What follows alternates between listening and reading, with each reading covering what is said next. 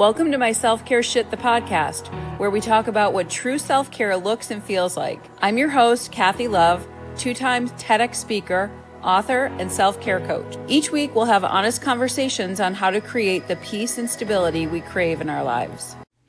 Clayton Platt is a mindfulness teacher and facilitator who believes in the transformative power of presence and self-compassion.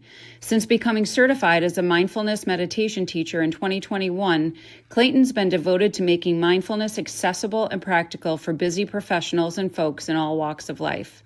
He hosts weekly Friday morning virtual meditation sessions, open to all, writes weekly reflections on mindfulness practice, and serves as a senior facilitator with Meditation for Leadership. In May 2025, Clayton launched his podcast, Magic in the Moment, Mindfulness in Real Time, where he explores how everyday moments can become gateways to greater awareness and joy. He's currently turning 5 years of mindfulness writings into a book by the same title. What drives Clayton's work is the belief that self-care isn't selfish. It's essential.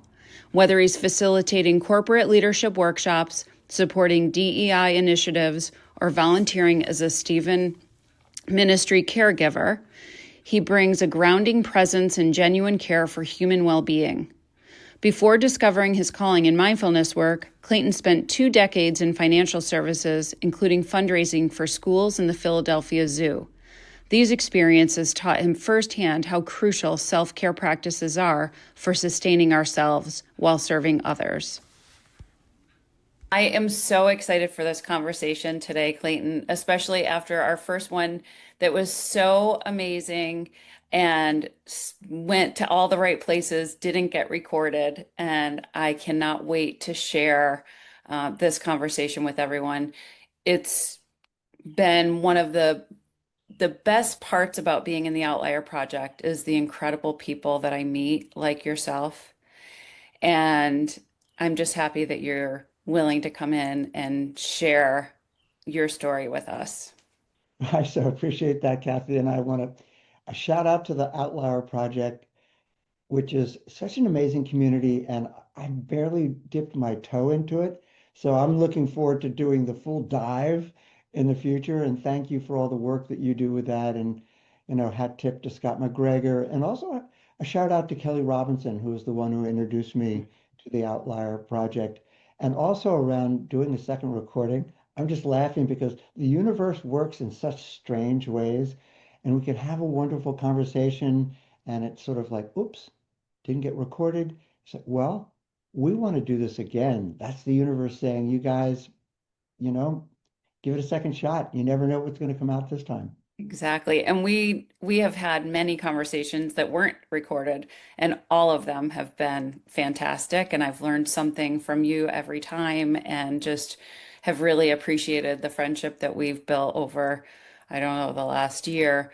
Um, I do I do remember one of the first questions that I asked you though, and I loved your response. And it was along the idea that when I met you fairly recently, you you are this meditation, mindfulness coach, guru to me. And as I looked back into your LinkedIn profile, right, I found that this hasn't always been your job or your path. And I was wondering if you could share the story of how this evolved from what I looked at as a numbers career, a career in numbers, which to me is so far away from this place where I've met you. That's a pretty accurate observation in many respects. People in finance rarely are viewed as mindful. And it was a very interesting transition that came at the tail end of that finance career. So I was in banking, I was in investment management consulting. I wasn't a great banker, but I was a very good investment management consultant with Smith Barney. But it just, I was making good money, I was doing good work for my clients, had a great team that I was working with, but the heart wasn't there. as much. The mind was there, so it stimulated intellectually, but just that mind heart connect was a little disparate. And at the tail end of that, I was introduced to this gentleman named George Kinder, who wrote a book called the Seven Stages of Money Maturity. And his whole thing was that every single person on the planet has money issues. Right? Good. I mean, whether you're rich, poor, or indifferent, you have hangups about money somewhere. And his theory was that you needed to do the hero's journey and go deep into sort of your relationship with money to get your arms around how to manage it and how. So, as an advisor, what he was teaching was you need to have this relationship with your clients. Well, here's the funny part. I, in the midst of this 2-day workshop, he had meditation. He didn't necessarily call it meditation. He said, we're going to do some mind techniques and you're going to quiet the mind and let your feel the feelings. And that was the whole thought around that was not pushing away the feelings, in fact, embracing them, sort of understanding them.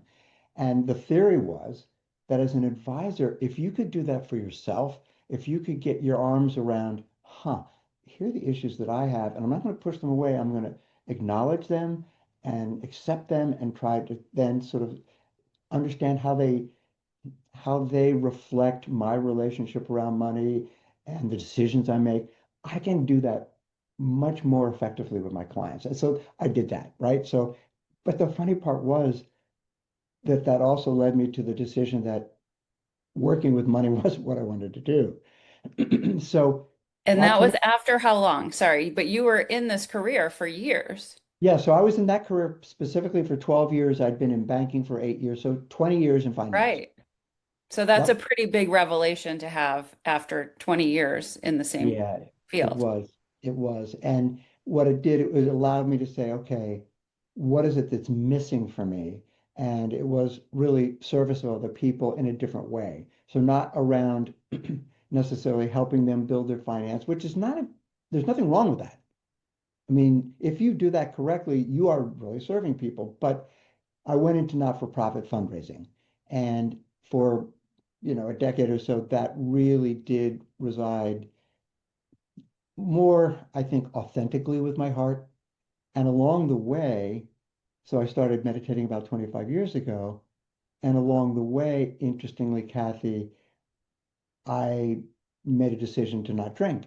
And people ask me, said, well, was it the meditation that did that? It was like, no, they were parallel roads, so to speak. But I think looking back, the fact that I was becoming slowly more mindful of myself and my behavior and how I showed up for people, it was informing sort of, yeah, the decision not to drink was a good one. You are a little better version of yourself. So that's sort of how that began, if that makes sense. Yeah. So I'm not sure that we even talked about that. So that's a whole other layer that I'm so fascinated by. And I love the fact that you mentioned that he didn't necessarily call it meditation and just said um, I don't know what you just said it was, but uh, the fact that meditation doesn't have to be sitting on the pillow, like you talk about on the cushion, that it can be playing golf or playing pickleball or knitting, something that is just bringing you out of your head back into your body, into the present moment. And that can be meditation. Do you agree? 100%. Well, and I think absolutely. So the key for me is really thinking about the elements of mindfulness, which I would define as really being in the present moment and just going through the experience of the present moment, being there without judgment, just being curious and having all of your attention right here, right now. And meditation for me is a tool that can be used. It doesn't have to be used, right? But can be used strategically to strengthen the muscles to say, this is how I'm going to get there. So absolutely, you can be mindful, and it can be a form of meditation on the pickleball court, right? But the key would be, are you really making the effort to feel what it's like to, experience the sun or the wind or the paddle in your hand, the sound, which some people don't like. I don't mind it, of the pickleball being struck. Um, is that something that you are intentionally experiencing? Then that absolutely is meditation, as Mm. is in golf, right? But what happens to most people on the golf course is they've got the chatter going on, and the chatter saying, that last stroke was pretty awful. Now you're in the woods. You should pick up another game. You should play pickleball, right? Mhm. Well, but rather if you can use that feeling, I'm in this beautiful area and I love the way I feel my body. And even if the ball doesn't go exactly where I want, I'm looking at oh, that was interesting. I was aiming there, but it went there. Hmm. And there's a power in that, right? So I I underscore what you're saying 100%. It doesn't, meditation and or mindfulness does not have to be practiced on the cushion. I do it.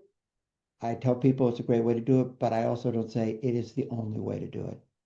And it was a tool. That was the word that you used, excuse me, was that meditation can be a tool so that we can practice as the thoughts come through our mind and we can let them go without following them down the path, which is what you just described when you're playing golf or playing pickleball, that you can allow for a bad hit, serve, whatever, and to just stay in the moment and to continue. So that's I think where the practice of meditation as a tool can help us when we're talking about golf and pickleball, but really it's when you get a phone call um, and somebody that you know is sick or in distress, or you get test results, or whatever happens in your life day to day, that having used that tool to allow thoughts to pass through and not attach to them,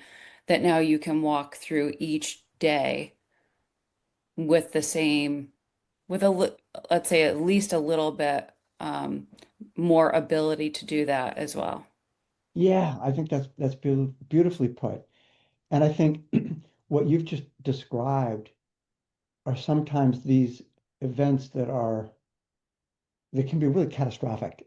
And what they're asking us to do in those moments are to be present with how we feel about it, right? To not deny. You get a call or you get a personal diagnosis or whatever, not to deny that this is life changing, that this is turning, your everyday existence upside down.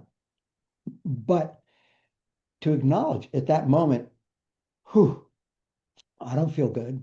Okay. Is there anything wrong with that? No. Any human being hearing this news would feel that.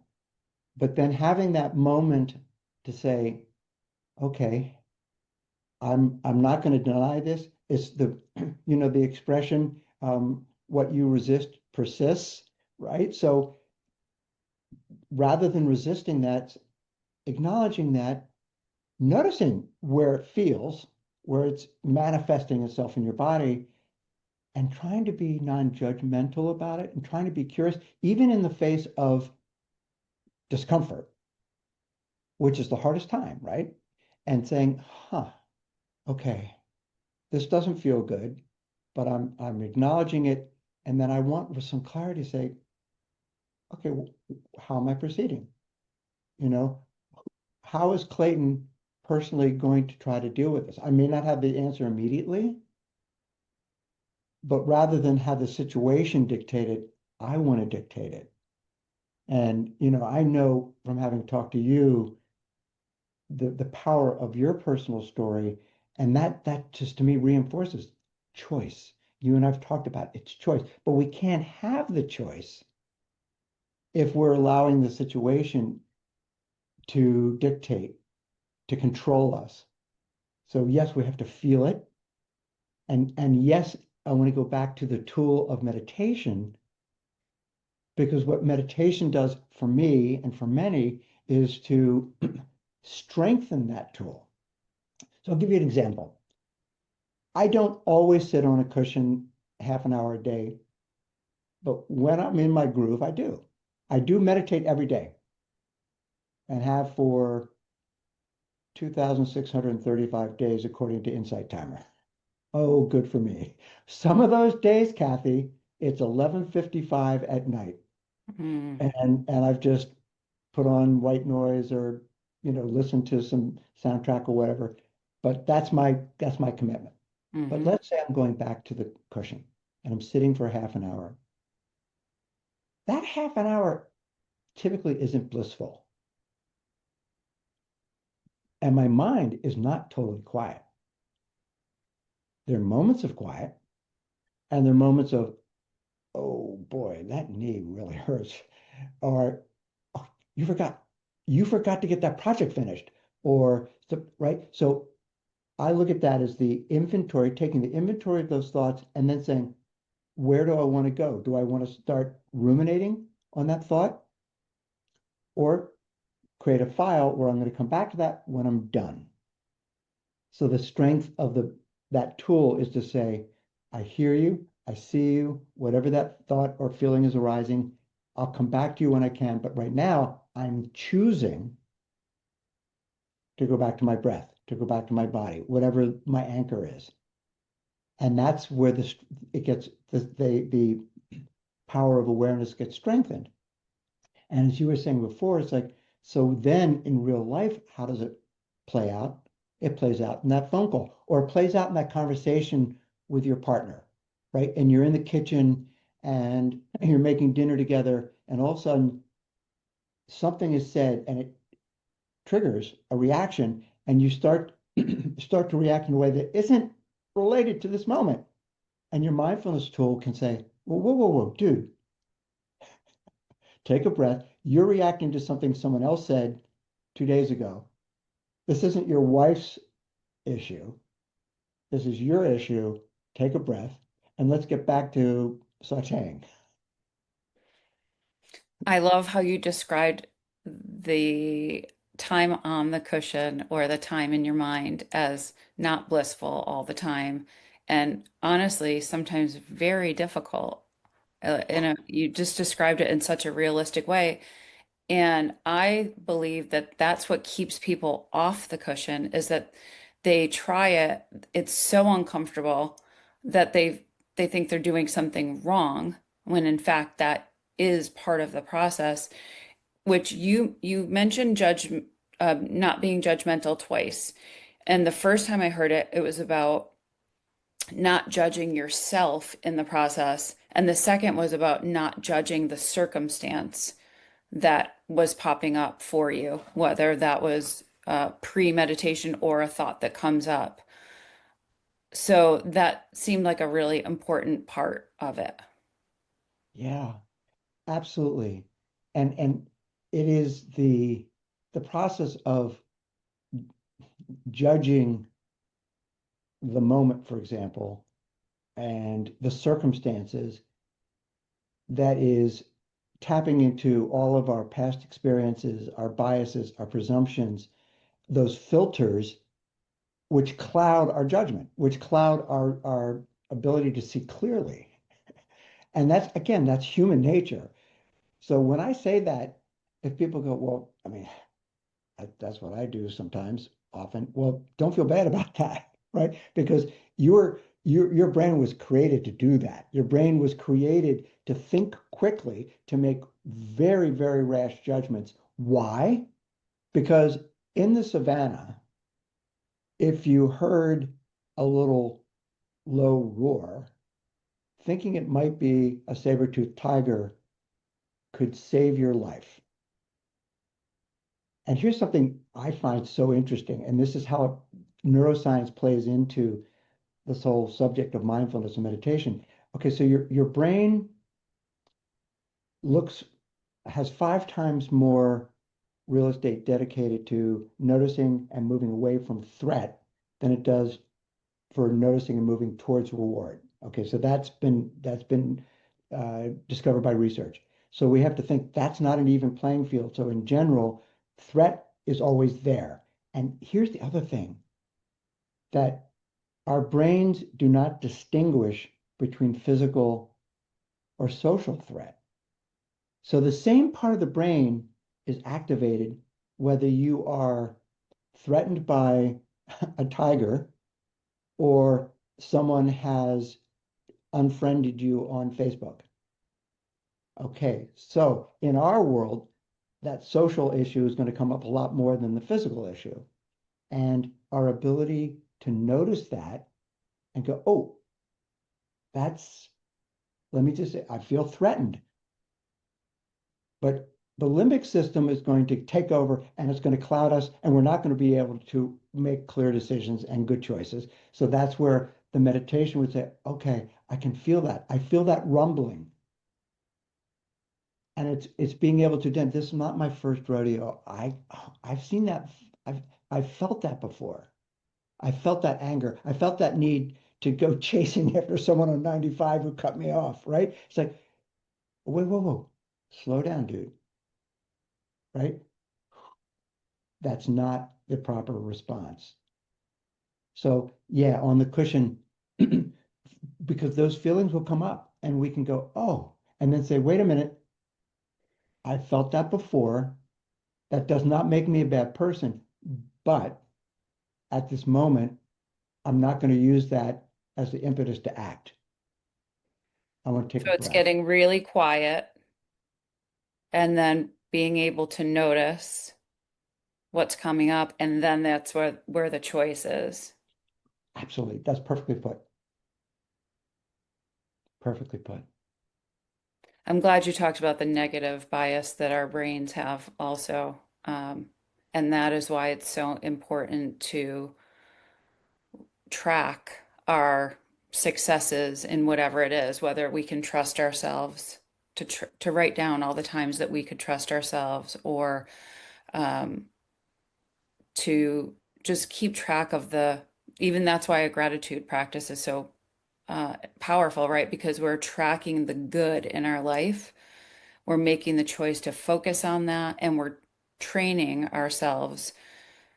If we're going to have five negative and one positive, noticing that we're going to train ourselves to maybe find two positive, or just kind of Yeah, tip the scale. And we can, by choice, train ourselves to do that.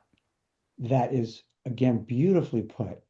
And there's one of my favorite teachers is Dr. Rick Hansen, who's he's a mindfulness teacher, but he's a PhD. He's got a neuroscience background and a psychological background, and he uses this expression. He says the brain is Velcro to threat and Teflon to reward. Or you can use whatever you want around that. It could be Teflon to joy, to Right. happiness, right? And so we need to actively make that choice. That's so well said. And here's something that really I think paints a pretty clear picture of the power of gratitude as a reframer.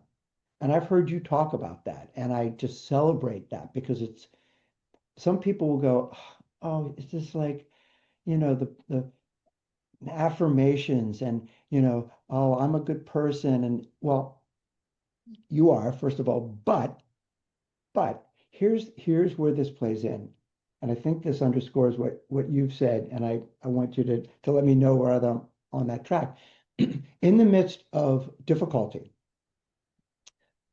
in the midst of chaos, uncertainty, to a certain degree, trauma, and I'm going to say trauma with a small t, um, our ability to pause and find a moment for something specifically we're grateful for. So not just, I'm just grateful to be alive. Well, okay, that's not bad. But if we want to shift the moment and shift our mindset and calm our limbic system and our nervous system, finding something that is really specific and say, you know, I'm grateful that at the age of 70, I'm still alive. My parents didn't make it to 70.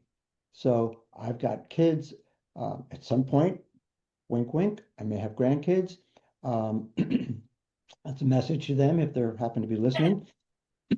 But so being grateful for something specific, because when you do that, you can actually feel the shift and your body will typically, let's say it's around family, you're going to get a flow of oxytocin, right? That hormone connected with connection, especially familial connection.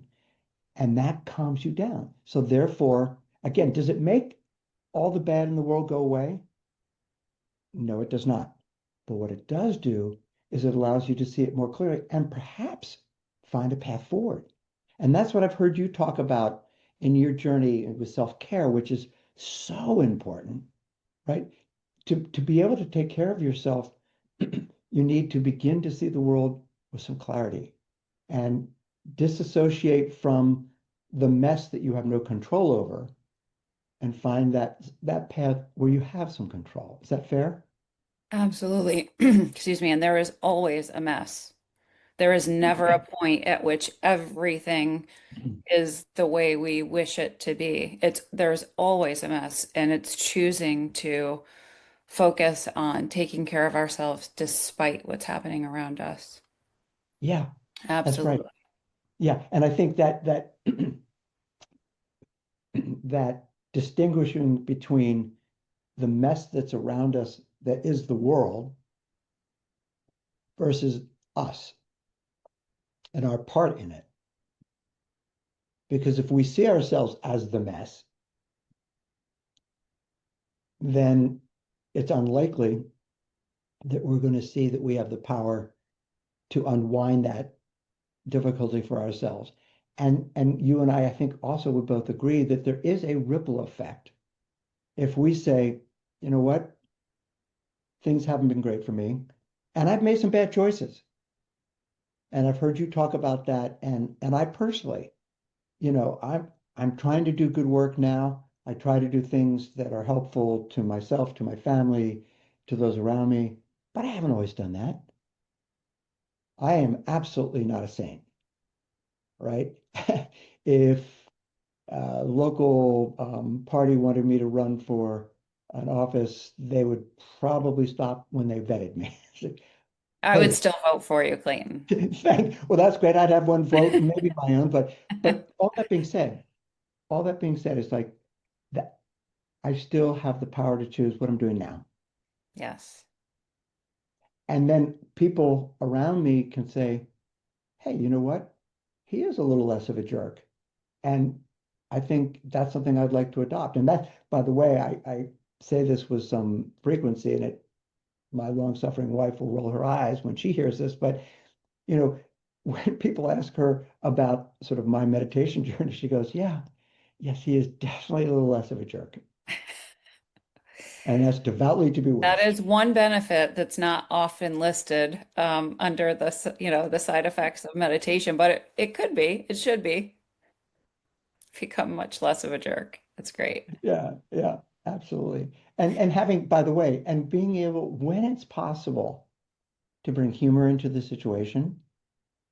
Again, it's not always possible, but I mean, I think of times in my life that weren't tragic, but were difficult and perhaps very challenging. And I think about, and one of the things I don't know whether you and I've talked about, but for the last 14 years or so, most of my work has been around corporate training and leadership, soft skills. And now, over the last 5 years, I've incorporated mindful leadership into that.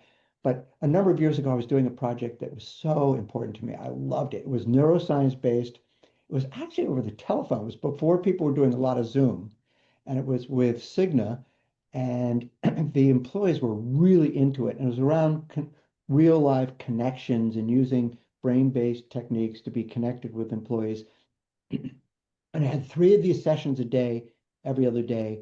And between the second and third session one day, I said, I'm going to go out and take a little walk, maybe go get the mail or whatever. I walked out of my house and the door shut and locked.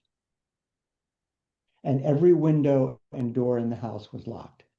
Of And I course. had like 15 minutes to somehow get back so that I could lead the next session. And typically I would have been kicking the door, screaming, waking up neighbor, whatever. And instead I just started laughing.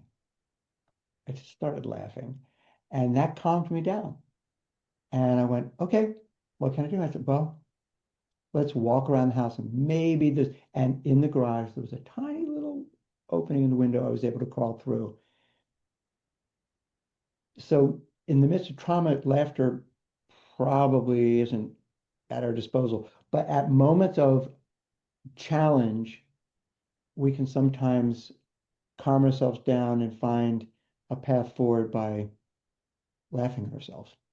Definitely. I just posted a TikTok. I had gotten back to my car that was in a commuter lot for a few days. Got into the car after having been soaked, standing in, in the rain and was all soaked, couldn't wait to get into my car. The battery was dead and the sunroof had been left open. And so my car had puddles in it. And I had to wait for 2.5 hours for AAA to come, sitting in my car in the rain. Because and so, but I was laughing because how ridiculous is that? It was Yeah, ridiculous.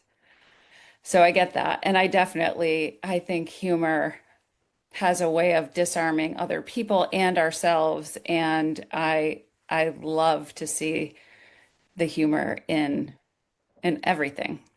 yeah. I mean, I think when I've been in some pretty tense situations with people. In fact, I'm just thinking about uh, a time when I was in a confrontation with people who were, in fact, most most men are taller than me. I have a little bit of the small dog in the fight mentality. And so again, that boy, oh boy, that really informed how I acted a lot in earlier years, and it was rarely helpful. But I'm thinking back to a time I was in a discussion with people who thought very differently from me and were much rougher around the edge and could frankly beat the crap out of me. And we're having this confrontation, and then all of a sudden I found something and I said something that was not directed at them, because that's different, right? And I see Right. this on social media all the time, where people on the right and people on the left are having these, you know, confrontations, and there's humor, but the humor is always at the other person's expense. That's not helpful. But then finding something where you could both look around and go, oh yeah, that's pretty stupid, right? And all of a sudden you're laughing and you're laughing together. Hmm. It's like that's disarming, isn't it? Hmm. Absolutely. I love that. Do you have any suggestions for, I'm sure that people listening have, some have never tried it, some have tried to meditate or be mindful, some have been doing it for years, but do you have any tips or practices that you suggest for people who are either looking to start or maybe develop their meditation and mindfulness practices in their own lives? Yeah, sure. And there are lots of different ways. One of the ways that is really at our disposal is making a conscious choice when you're outside to once in a while, if you're walking outside, not listen to a podcast. Sorry for you or me, let's turn that off and listen to the birds or even listen to the traffic going by, feel the sun, feel the wind, pull your senses into play and just notice the feeling. So consciously saying, I'm going to be mindful, taking when you're in the shower, feeling the water, and noticing you're starting to think about what's coming up in the day if you're showering in the morning. So think, okay, but wait a minute. For this next 30 seconds, I'm just going to feel the water hitting me, the sense, the smell of the soap or whatever, making that decision. Brushing your teeth. It's like just noticing that you're starting to think, it's like, I'm just going to, what does it feel like to brush my teeth? Okay, so that's one simple way that's always accessible. Um, I would say when you're eating, take a moment just to say, what does this taste like? What's the texture of what I'm eating? Again, we're not going to do that all the time, but that can be a trigger to say, oh, and you're then in that moment. So those are easily accessible ways. I think that there are lots of apps that are out there that are very, very good. My go-to, I have a number of apps on my phone. I use Insight Timer. It's free. It's probably the most accessible. It's got hundreds of thousands of guided meditations that you can go through. What would be handy to me? What would I like to try? And they're also rated, so you can shoot for the ones with the highest rating, or you can just listen. They have background noise sounds. You can set the timer for the time. So that's one way to do it. Um, you can, for anybody who wants to give it a shot, I do a Friday morning online free meditation, and we can put the link in the show notes if you want. Please. Um, I've been doing it for 5 years, and it's there's a centering meditation, a little talk, and then a guided meditation, and then people just afterwards talk about their experience and kind of share. And there's a little vulnerability around there. It's not therapy, but people have said, "Wink, wink, wink." It feels good. Mm-hmm. Um, and that can be an introduction in a group that's very open and welcoming, and the virtual door is always open, so people come and Beautiful. go. They don't. Um, but I think those are some ways. Besides Insight Timer and the apps, there's Calm. Mm-hmm. Uh, there's the Happier app. That's a very good one. Um, yeah, and I'm also, again, I would say, you can put my email contact in there, and I'm happy to share thoughts with people. I think the real thing is don't be afraid that you're doing it wrong when you start. Mm-hmm. Because guess Yeah, what? If you exactly. notice that your mind is wandering, if you notice that you feel uncomfortable, you're doing it right. Because it's noticing how you feel in the moment that you're trying to expand. And that's the key is, what you notice is that's gold. That's knowledge. That's a beautiful way to wrap that up, Clayton. Thank you. I want to give a shout out to two of our outliers, John McCaskill and Amanda Sellers, because they are top rated voices on Insight Timer and their meditations. And so, two other people to look for. But I have to say, I didn't know about your Friday morning meditation, so I will be there. And I hope to see some other people there as well. I'll definitely put all of your links and contact information in the show notes. And I just want to say thank you, thank you, thank you for spending your morning with me and for sharing your story and all of the practical tips that you have for us that can help everybody get their self-care shit together. Well, you're quite welcome. I am honored to be your guest always. I feel very grateful for our friendship that I know is still just emerging. And I look forward to the years where it gets stronger and stronger. Actually seeing. Great job making time for yourself today. Be sure to subscribe to my Self-Care Shit, the podcast, wherever you listen in. Your 5-star review will help get this show to whoever needs to hear it. Go grab your free daily self-care checklist on my selfcaresht.com. Please take the last minute of this podcast for yourself to listen to the ocean waves and breathe.